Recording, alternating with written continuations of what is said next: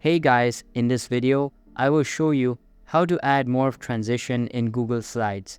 So make sure to watch the video till the very end. And let's begin.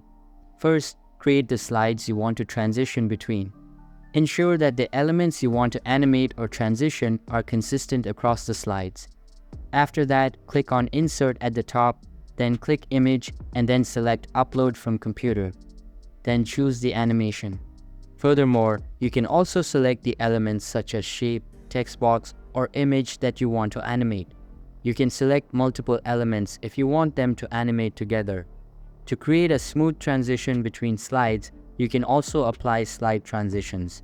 Click on the slide menu at the top, then choose Transition. Select the transition effect you want to use between slides. Play the slideshow to preview the animations and transitions. You can make any necessary adjustments to the timing or effects to achieve the desired result. Furthermore, you can also select Apply to all slides. You can also select an object to animate. So that's basically how you can add morph transition in Google Slides. So that's all for this video. Hope you liked the video. Thanks.